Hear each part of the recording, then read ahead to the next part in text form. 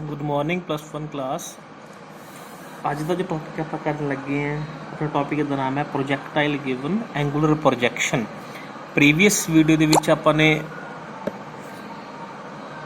Horizontal projection ਦੀ ਗੱਲ ਕੀਤੀ ਸੀ, van ਦਾ ਪ੍ਰੋਜੈਕਟਾਈਲ given horizontal projection. ਅੱਜ ਦੇ ਟੌਪਿਕ 'ਚ ਆਪਾਂ ਗੱਲ ਕਰਾਂਗੇ ਵੈਨ ਦਾ ਪ੍ਰੋਜੈਕਟਾਈਲ ਗਿਵ ਐਂਗੂਲਰ ਪ੍ਰੋਜੈਕਸ਼ਨ। ਇੱਥੇ ਜਿਹੜਾ ਐਂਗੂਲਰ ਪ੍ਰੋਜੈਕਸ਼ਨ ਹੈ ਇਹਦਾ ਮਤਲਬ ਸਮਝੋ ਪਹਿਲਾਂ ਕੀ ਹੈ।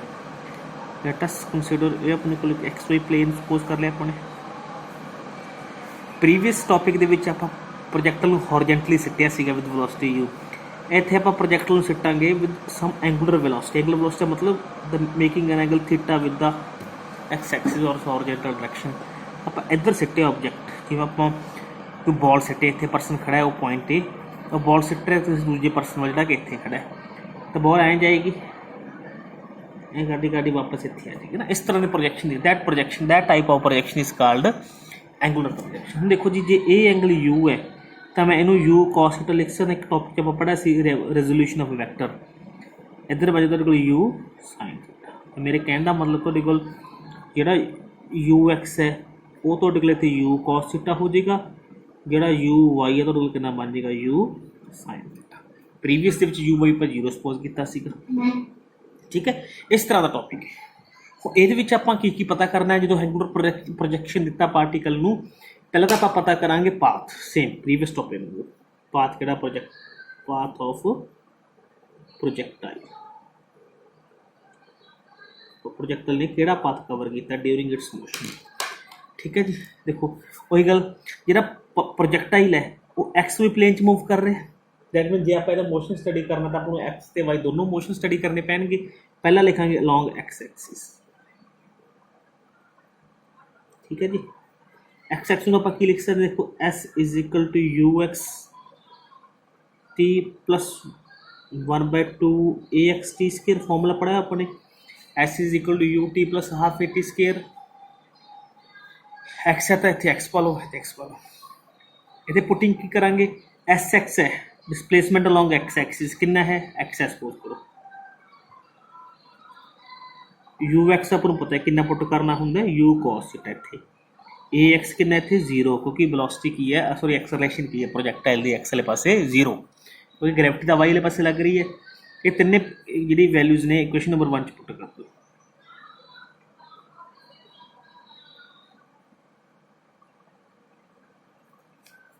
ठीक है। तो टी की वैल्यू कढ़ लो, प्रीवियस टॉपिक आ तो टी की वैल्यू निकल गई। हुण सॉल्व कर long y axis, long y axis की है तो वाई एक्सिस के अक्रॉस जिस कैरी करना तो अपने इतने एस वाई बन जाएगा, इतने बन जाए u y t plus 1/2 a y t square. S y अपना कितना हो जाएगा वाई वाले पासे की गल कर रहे हैं। यू वाई तो बन जाएगा इतने u sine theta a y होंगे, a y acceleration along y direction. आप बॉडी में किधर प्रोजैक्टाइल किया अपवर्ड कह लो, जब मेकिंग सम एंगल है ना, मतलब अगेंस्ट द ग्रेविटी। जो against the gravity work done करते हैं तो अपनी एक्सलेशन की आनी होंगी है नैगेटिव आती है। ए वाई की पुट कर देंगे आप इतने जी। दैट मीनस थोड़े को टॉपिक की बन गई after putting the value y is equal to u sine theta into t minus 1/2 g t square. ये जगह माइनस जी पुट हो जाएगा, put the value of t g previous put की अपने फाइंड की ए वाली पुट कर दो। y is equal to u sine theta into you cos theta by x.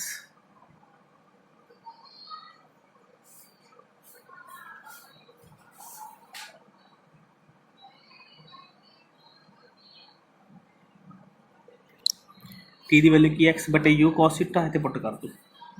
y is equal to u sine theta into x by you cos theta minus 1/2 जी का G T की value put करती x by you cos theta का square. You नाल you cancel हो गया, sign theta by cos theta तो की बन गया tan theta into x minus 1/2 g x square by u square cos square theta.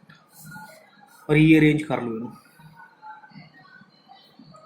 1/2 g x square by u square cos square theta is equal to tan x minus y हो गया। X square इधर रख लो, बाकी सारा कुछ उधर ले जाओ। 2u square cos square theta by g, इस तरह की इक्वेशन बन गई। ये भी तो x square is equal to 4ay match कर दिया, बट एग्जैक्ट सिमिलर नहीं हैगी, ਤਾਂ ਕਰਕੇ ਇਹਦਾ ਪਾਥ ਕਿਹੜਾ ਬਣ ਜਾਏਗਾ, पाथ ऑफ प्रोजेक्टाइल इस डिस्टॉर्टेड। सही देखो जो सही ये क्वेश्चन होंगी या ये या x square is equal to 4ay नहीं हैगी है ना, बट नेचर कुछ इस तरह का, बट सही नहीं हैगी, ਤਾਂ करके पीडी बोलांगे डिस्टॉर्टेड पैराबोला, जोड़ा पाथ है डिस्टर्बड पैराबोला कह लो ना। तो नैक्सट जोड़ा है, नैक्सट आप सैकेंड की फाइंड करते हैं टाइम ऑफ लाइट।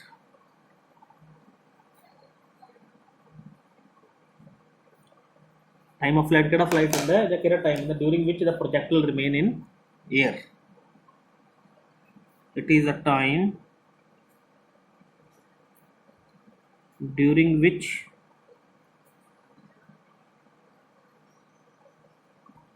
प्रोजेक्टाइल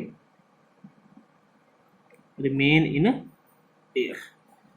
वो टाइम जिहदे विच प्रोजेक्टाइल काहदे विच रहे, हवा दे विच रहे, उहनूं आपां की बोलदे हैं time of flight. Let us suppose कि आ सपोज करो मेरे को एक्स वाई प्लेन बना लिया, इत्थों मैं कोई प्रोजेक्टाइल प्रोजेक्ट किया, ओ पॉइंट तो मैंने सपोज करो प्रोजेक्ट किया ए ते जाके वो स्ट्राइक कर गया, तो ओ तो ए दे विच जिन्ना टाइम वो एयर दे विच रहा उन्होंने आपां की बोलांगे टाइम ऑफ फ्लाइट।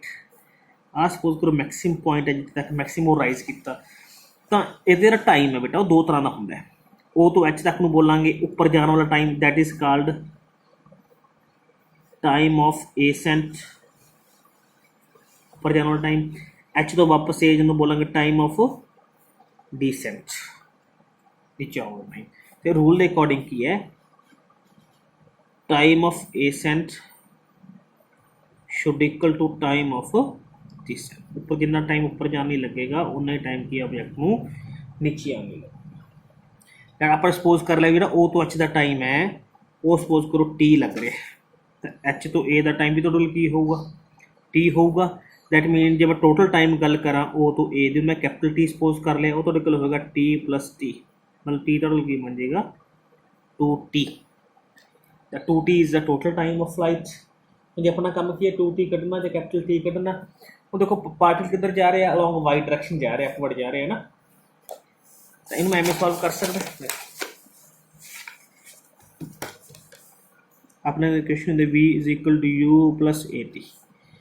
जो मैं y की डायरेक्शन लिखा तो ये बन जूगा,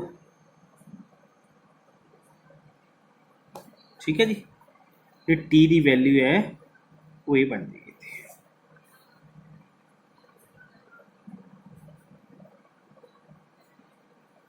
बाकी पैरामीटर बी वाई तो जीरो है, क्योंकि बी वाई की फाइनल वेलोसिटी जीरो है।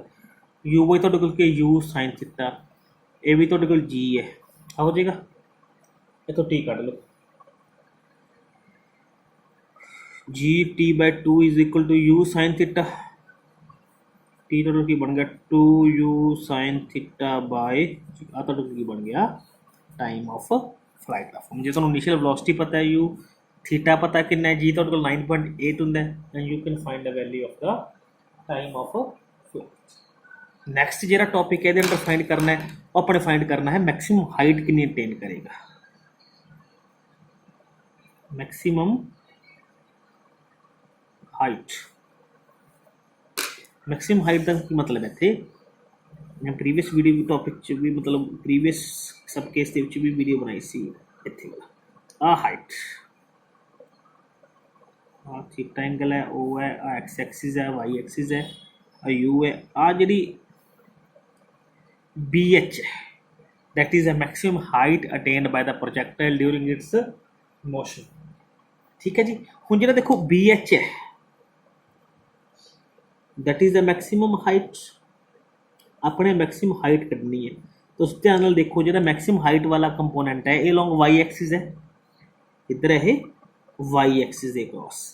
जे वाई एक्सिस के क्रॉस है तो आपको इक्वेशन कि लगावे आप वाई एक्सिस वाली, लगा लो, इत्थे y लिख दो, इत्थे y लिख दो, इत्थे y लिख दो। ठीक है जी। हुण लेट अस सपोज अपने सपोज कर ले हाइट h है, स्मॉल h है, हुण नहीं पता कितनी, पर स्मॉल h सपोज कर ले।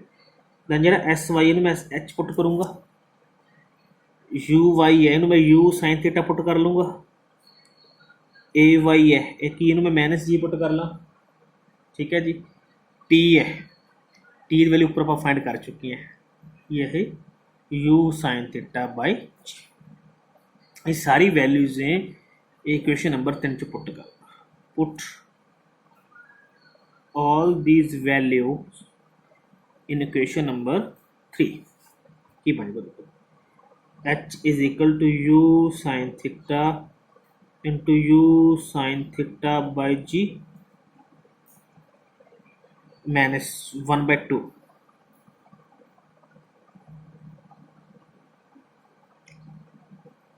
जी बन जाएगा इतने, आलो जी वही putting h is equal to की बन गया u into u square minus 1/2 g, ये बन गया u square sine square theta by g square, एक कैंसिल हो गया तो को लिख जी नल जी, तो की बन जाएगा फाइनली ये h is equal to u square sine square theta by g minus 1/2 u square sine square theta by g. दोनों में देखो बेटा यू स्केयर कॉमन है, साइन स्केयर थीटा दोनों में कॉमन है, जी कॉमन है, और क्या रहेगा 1 माइनस 1/2 रह गया, मतलब कितना बन जाएगा 1 माइनस हाफ कितना बन गया half. This is your required formula for calculation of the maximum height. ठीक है जी, तो आप मैक्सिमम हाइट की है फाइंड कर सकते हैं। नैक्सट जो चीज़ फाइंड करनी that is horizontal range. Previous topic ਦੇ ਵਿੱਚ ਵੀ ਆਪਾਂ फाइंड ਕੀਤੀ ਸੀ हॉरिजॉन्टल, क्योंकि ਜਿਹੜਾ ਪਾਰਟੀਕਲ ਹੈ ਜਾਂ ਪ੍ਰੋਜੈਕਟਾਈਲ ਹੈ ਇੱਥੇ ਵੀ ਹॉरिजेंटली फॉल हो ਰਿਹਾ ਹੈ। बेशक ਆਪਾਂ ਉਹਨੂੰ ਪ੍ਰੋਜੈਕਟ ਇਨੀਸ਼ੀਅਲੀ ਐਂਗੂਲਰ ਹੀ ਕੀਤਾ ਸੀ, but at the end the projectile will be falling along x axis. किवें दिस वन एवें गया, आ तो थीटा है, आ तो ओ है, आ तो ए पॉइंट है, जो ओ ए है that is called horizontal range, है ना। हम देखो जी बेटा हॉरिजेंटल रेंज है कि डायरेक्शन है, एक्स एक्सिस है, तो आप इक्वेशन कि लगावे एक्स वाली, इतने एक्स पुट कर दो, इतने एक्स ते इतने एक्स। ठीक है जी।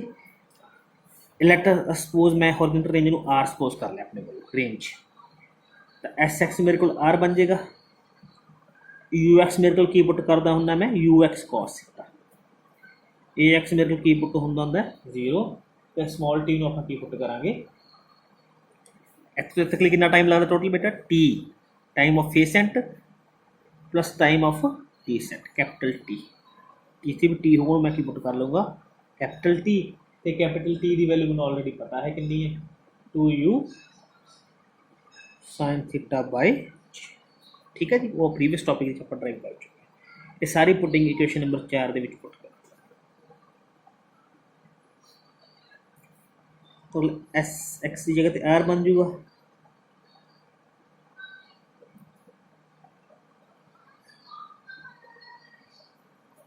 ये 0 हो गया।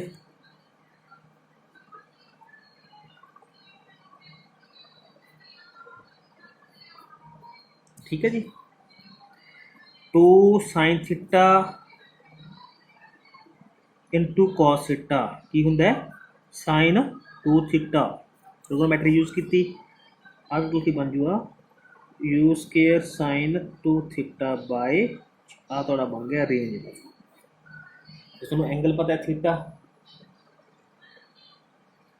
यू पता है, यानी you can find the horizontal range. Next है मैक्सिमम हॉरिजेंटल रेंज। ये जी हॉरिजेंटल रेंज है ये मैक्सिमम किहड़े एंगल ली होएगी, जो मैक्सिमम कदों होएगी। देखो बेटा मैक्सिमम हो ली तुम जो रिलेशन है आर का रिलेशन दोबारा लिखो ना, आर तो की है u square sine 2 theta by g है। हॉरिजॉन्टल रेंज होने ਦਾ मैक्सिमम ਦਾ मतलब ਕੀ ਹੈ, आर शुड भी मैक्सिमम होना चाहिए। आर मैक्सिमम कदों होगा, जो साइन 2 थीटा की वैल्यू की होएगी मैक्सिमम होएगी। मतलब मैक्सिमम वैल्यू कितनी है साइन दी, साइन 2 थीटा बराबर 1 होगा, दैट मीन बराबर साइन 90 होगा।